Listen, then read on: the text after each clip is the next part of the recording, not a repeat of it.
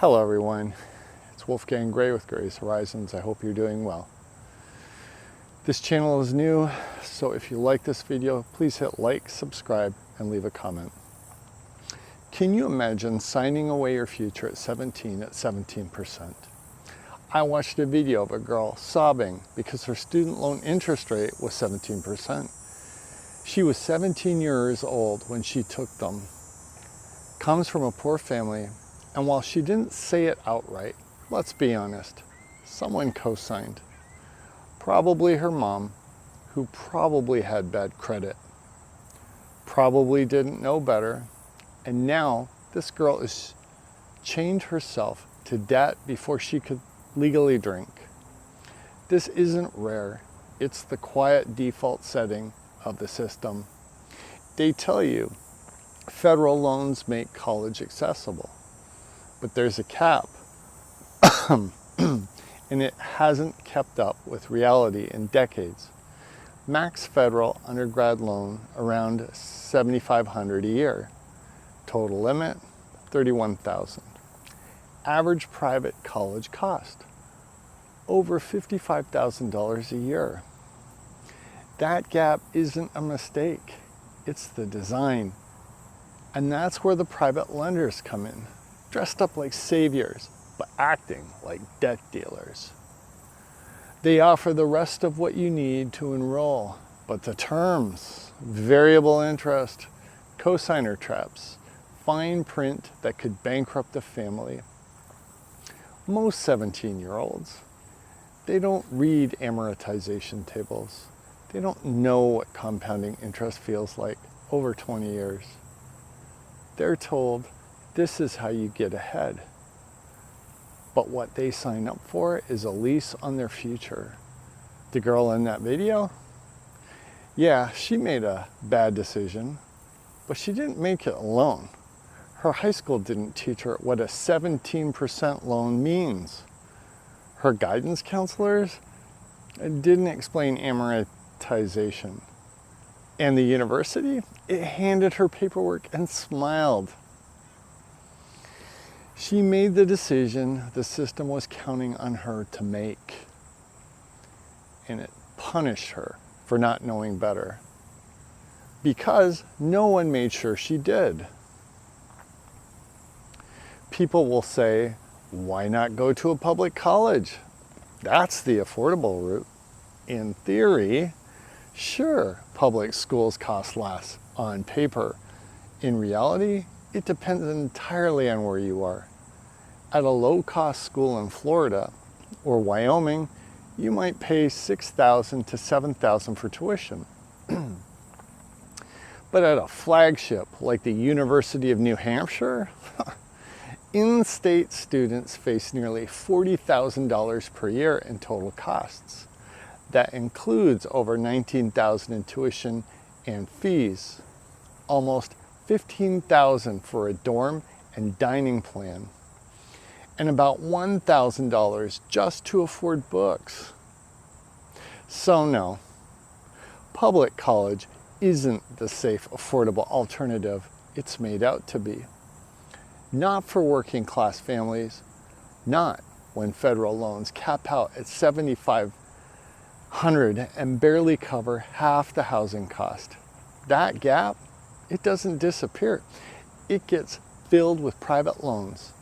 And for some, those loans come with 17% interest. She didn't make a bad choice. She made the only choice the system left her, and it still punished her. Think about what we ask a teenager to do at 17. You can't rent a car. You can't buy a house. You can't open most lines of credit without a cosigner. But you can sign away your future with a loan you don't understand at interest you didn't choose. And this isn't some fringe mistake. This is the ritual. Every May, thousands of high school seniors sit across from their parents, look at a tuition bill, and sign loan agreements. They barely comprehend. They're told it's a rite of passage. In reality, It's consent without understanding. Legalized leverage masquerading as opportunity. Ask them what capitalized interest means. Ask them how variable rates reset. Ask them what non-dischargeable means in bankruptcy court. Most can't tell you because no one told them. These kids aren't stupid, they're uninformed. And that ignorance, it's not an accident. It's the product of a system that profits when they sign fast, borrow big, and stay silent. Ask yourself this. If 17-year-olds don't know how credit works, why are credit card companies targeting them even before they step on campus? Why do the same banks that underwrite private student loans also pitch cards to kids with no income?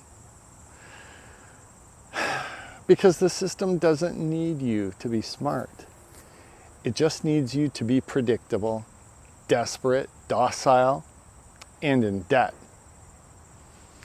If you think it ends there, here's what happens next.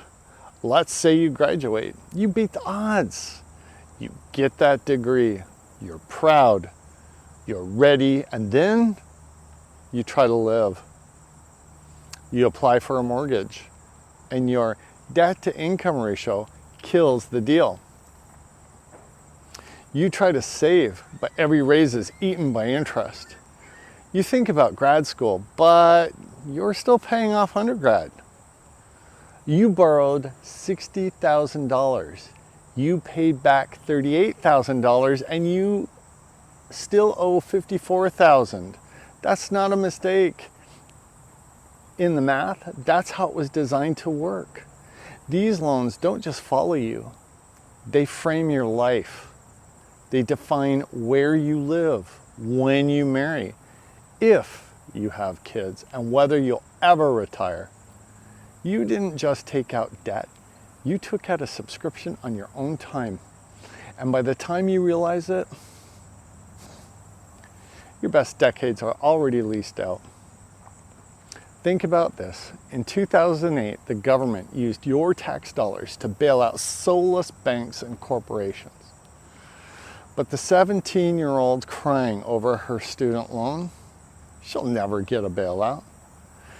Don't confuse this with a plea for pity or handouts. This isn't about bailing them out. It's about calling out the system that baited the trap. If it engineered the problem, it should answer for the damage, don't you think? She'll carry that debt for decades. And they tell us slavery is over. You were told college was a path to freedom, but freedom doesn't come with a 17% interest rate. The truth is, they didn't sell you education. They sold your future to the highest bidder, and you signed the contract because no one told you not to. So here it is now, the warning they should have given you in high school. If the degree doesn't set you free, it's not worth the debt. They call it financial aid, but it only aids the lender. Thank you for watching.